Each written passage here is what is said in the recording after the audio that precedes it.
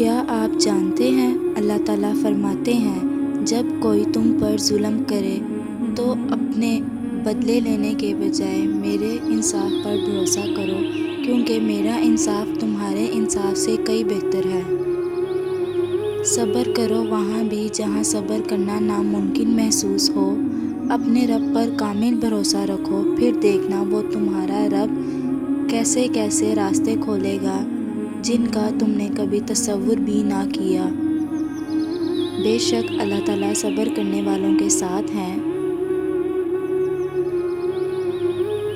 اور جب اللہ تعالیٰ کی طرف سے تمہارا صبر کا اجر آئے گا تو تم یہ بھی بھول جاؤ گے کہ تم نے کبھی کوئی نقصان اٹھایا تھا۔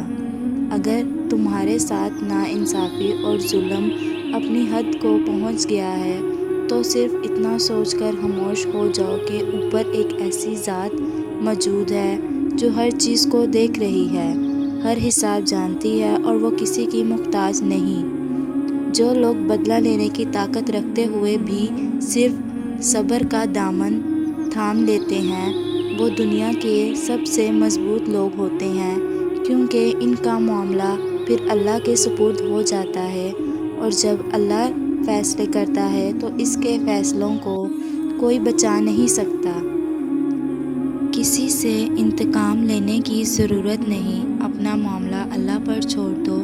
جن لوگوں نے تمہارے لیے گڈھا کھودا ہے اکثر وہ خود اس میں جا گرتے ہیں، اور اگر وقت نے تمہیں وہ منظر دکھایا تو تم اپنی آنکھوں سے دیکھو گے کہ اللہ کا انصاف کیسا ہوتا ہے۔ یاد رکھو اللہ تعالیٰ کی لاٹھی بے آواز ہوتی ہے مگر جب چلتی ہے تو بڑے بڑے مظلوموں کو بھی سنبھلنے کا موقع نہیں ملتا۔ صبر کا مطلب ہرگز یہ نہیں کہ تم دعا کرنا چھوڑ دو، بلکہ صبر کا اصل مطلب یہ ہے کہ ہر ناامید کے باوجود بھی اللہ سے دعا مانگتے رہو، اس کی رحمت سے منتظر رہو اور اس کے معجزوں پر یقین قائم رکھو۔ صبر یہ ہے کہ جب تم دنیا کی ہر امید ختم ہو جائے تب بھی تم اللہ کی رحمت سے مایوس نہ ہو۔ صبر یہ ہے کہ جب تم ڈر سے ٹوٹ چکے ہو، دل بکھر چکا ہو، تب بھی اللہ کے منصوبوں پر یقین باقی رکھو۔ صبر یہ ہے کہ جب تقدیر تمہیں ہارا ہوا دیکھے تب بھی تم اللہ کی قدرت سے انکار نہ کرو، اور یہی یقین کے ساتھ اپنے رب کو پکارتے رہو کہ اے اللہ، تیری تعبیر میری آزمائش سے نہیں زیادہ طاقتور۔ صبر کا مطلب دعا چھوڑ دینا نہیں بلکہ دعا پر ثابت قدم رہنا ہے، کیونکہ جو لوگ اللہ کے دروازے پر دستک دینا نہیں چھوڑتے اللہ انہیں اپنی رحمت سے مایوس نہیں کرتا اور بہت نوازتا ہے۔ کیا تمہیں اللہ کے وعدے یاد نہیں؟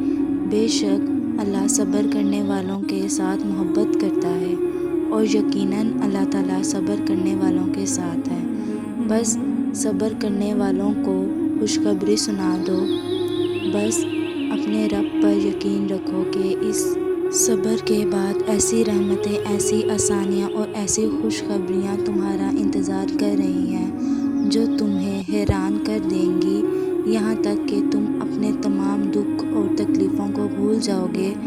جس سفر کو تم اپنی کہانی کا اختتام سمجھتے رہتے ہو، ممکن ہے وہی اللہ تعالیٰ کے کن سے شروع ہونے والی نئی زندگی کا آغاز ہو۔